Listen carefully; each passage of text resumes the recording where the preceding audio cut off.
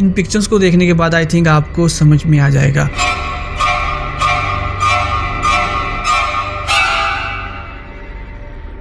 शख्स ऐसा खतरनाक साइकोपैथ बन जाता है कि उसे किसी को भी करते हुए थोड़ा सा भी तरस नहीं आता, बल्कि वो तो एंजॉय करता है अपने विक्टिम के तड़पने को, चीखने चिल्लाने को।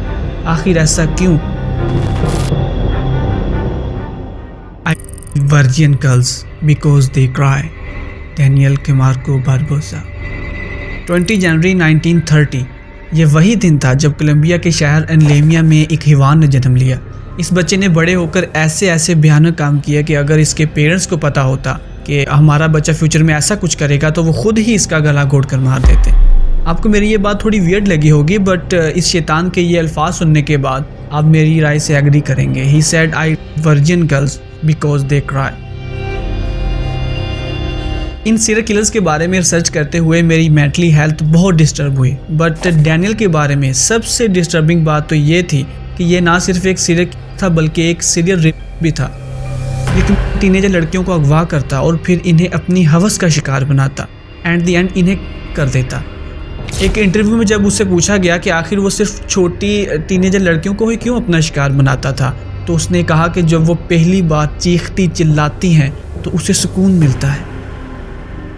बट यहाँ पर एक सवाल सामने आता है कि आखिर क्यों एक शख्स ऐसा खतरनाक साइकोपैथ बन जाता है कि उसे किसी को भी करते हुए थोड़ा सा भी तरस नहीं आता, बल्कि वो तो एंजॉय करता है अपने विक्टिम के तड़पने को, चीखने चिल्लाने को। आखिर ऐसा क्यों? क्योंकि कोई भी शख्स अपनी माँ के पेट से सीरियल बन के नहीं पैदा होता।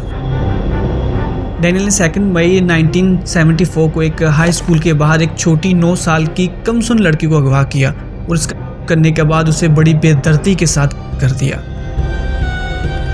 इसके पीछे क्या रीजंस थे कि डैनियल को कोलंबिया में the sadist, the man groove monster, the beast जैसे नामों से पुकारा जाता था, और क्यों इसने तकरीबन 70+ लड़कियों को करके उन्हें बेदर्दी से कर दिया था।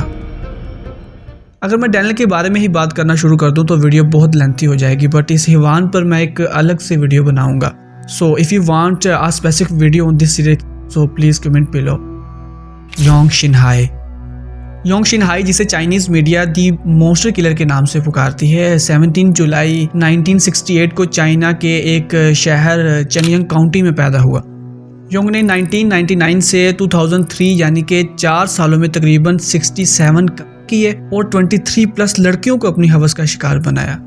यह हिवान रात के वक्त अपने विक्टिम के घर में सरेआम घुस जाता और सभी घर वालों को कुल्हाड़ियों, हथौड़ों और बेलचों से मार मार कर देता। I think basically Yong mentally तौर पर बहुत सिक और एक साइकोपैथ बन चुका था, बट इस हिवान का इतने सारे मर्डर्स के पीछे आखिर मोटिव क्या था? जब योंग को पुलिस ने गिरफ्तार किया तो उसके अल्फाज कुछ ये थे: When I people I had a desire. This inspired me to kill more. I don't care whether they deserve to live or not. It is none of concern. I have no desire to be part of society. Society is not my concern.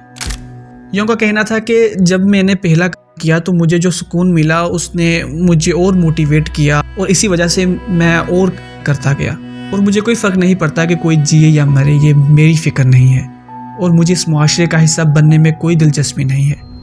पर यहाँ पर एक सवाल सामने आता है कि Yong अपनी सोसाइटी से इतनी नफरत क्यों करता था?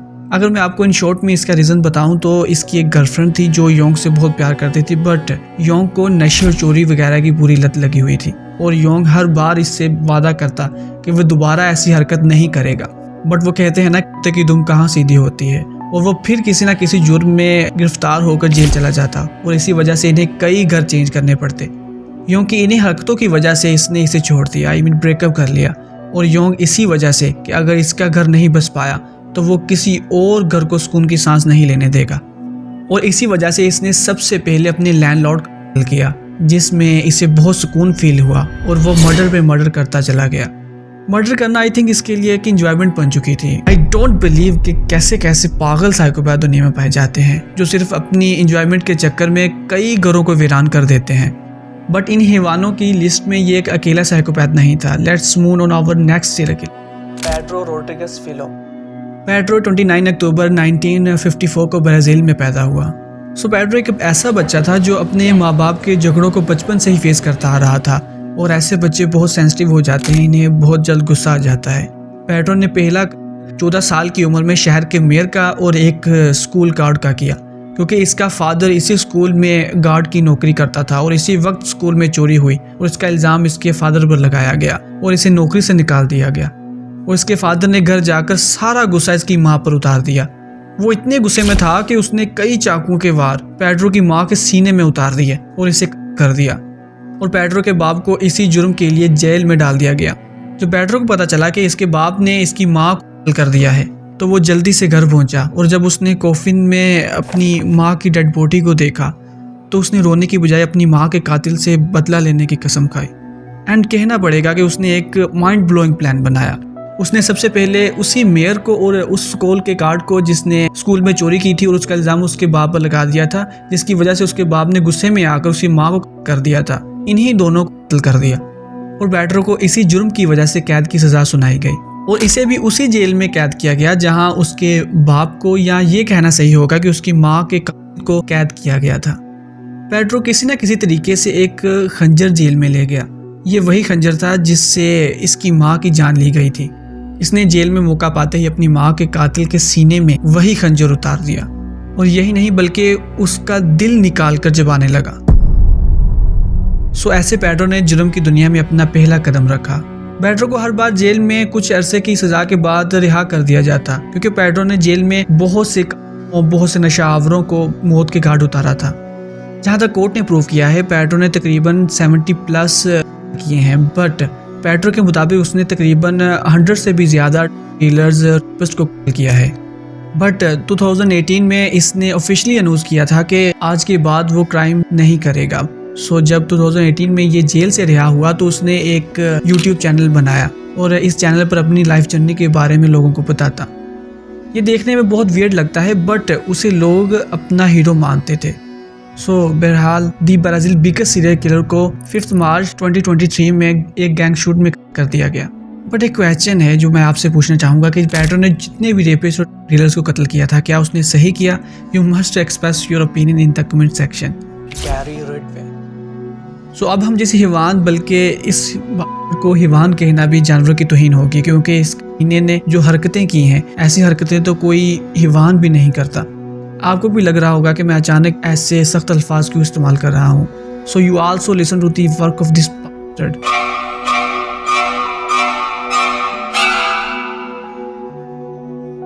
अभी तक हमने देखा कि सीरियल लड़कियों को अगवा करते हैं, उनका करते हैं और इन्हें करके फेंक देते हैं। बट ये ना सिर्फ कम उम्र 14 से 24 साल की लड़कियों का करता, बल्कि उन्हें करके उनकी लाशों को कहीं छुपा लेता और इसका जब भी मन करता वो उनके साथ नेक्रोफिलिया करता।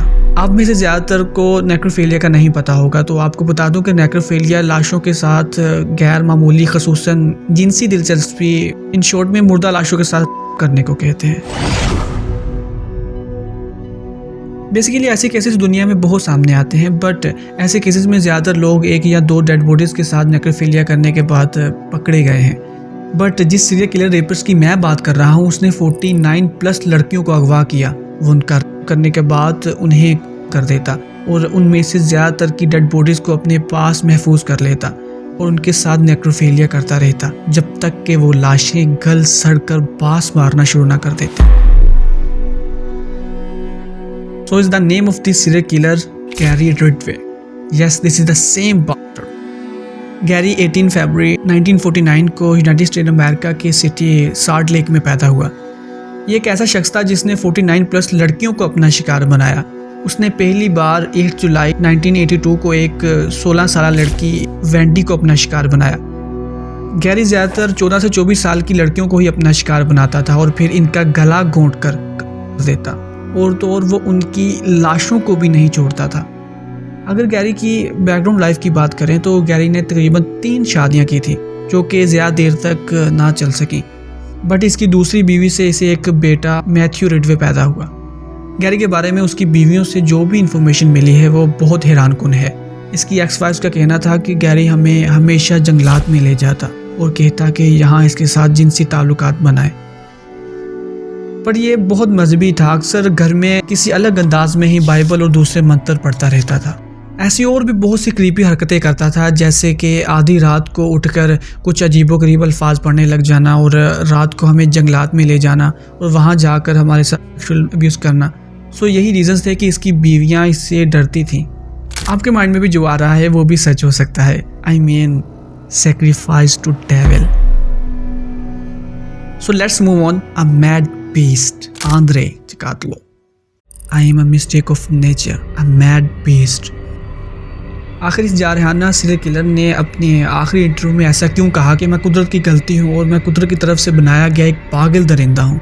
एंड अगर हम आंद्रे पर लगी कन्विक्शंस की बात करें तो उसमें सेक्सुअल असॉल्ट, सेक्सुअल अब्यूज़ और के चार्जेस तो बाकी सीरियल किलर्स की ही तरह हैं, बट आंद्रे के केस में एक कन्विक्शन को सबसे ज़्यादा हाईलाइट किया गया है विद आग्रावेटिंग सर्कमस्टेंसेस, यानी कि बड़ी बेदर्दी से संगीन हालात के साथ करना।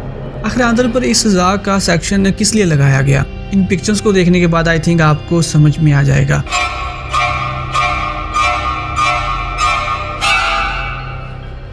इन विक्टिम्स की पिक्चर्स को देखने के बाद ऐसा लगता है कि आंद्रे कोई इंसान नहीं बल्कि कोई भेड़िया है, क्योंकि कोई भेड़िया या वहशी जानवर ही ऐसे किसी का चीर फाड़ करता है।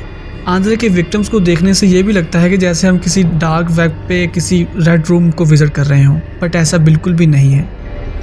आंद्रे 16 अक्टूबर 1936 में यूक्रेन में पैदा हुआ। इस वक्त यूक्रेन बहुत मुश्किल हालात, कैद साली, दंगे फसादों से गुजर रहा था, इसीलिए इसकी फैमिली बहुत मुश्किल से गुजर बसर करती थी। आंद्रे की ज़िंदगी में पहली मुश्किल तो भुखमरी ही थी, बट आंद्रे को मेंटली धचका तब लगा जब उसके बड़े भाई को किडनैप कर लिया गया और बाद में उसका कुछ पता नहीं चला कि वो कहाँ गायब हो गया। बट औरतों के साथ इस तरह सेक्सुअल अब्यूज़ करना और उन्हें काटना, चीरना, ऐसा पागलपन उसके जहन में तब बन पा जब 1943 में आंद्रे की माँ ने एक बच्ची को जन्म दिया, बट ये बच्ची नाजायज़ थी क्योंकि आंद्रे का फादर तो 1941 में ही रेड आर्मी में शामिल हो गया था और तभी से घर नहीं आया था। बट यहाँ पर दिल दहला देने वाली बात सामने आती है कि यूक्रेन जंग के दौरान जर्मन फौजियों के हाथों जितनी यूक्रेनी ख़वातीन के साथ किया गया था उनमें आंद्रे की माँ भी थी। इससे भी क्रीपी और वियर्ड बात तो ये थी कि आंद्रे, जो कि अभी एक छोटा बच्चा ही था, इसके सामने ही इसकी माँ का ज़बरदस्ती किया गया था। आंद्रे की ज़िंदगी में यहाँ पर एक ऐसा ख़तरनाक मोड़ आता है जहाँ पर वो कुदरत को इस सब का कसूरवार समझता है और इसी वजह से वो हर वो घिनौनी हरकत करता है जिससे कुदरत को डिफीट कर सके। इसलिए आई थिंक उसने अपने आखिरी इंटरव्यू में ये सब कहा था, I am mistake of nature, a mad beast, nature would not have done to this to me, I would not do that with nature. ना कुदरत मेरे साथ ऐसा कुछ करती और ना मैं कुदरत के साथ ऐसा कुछ करता।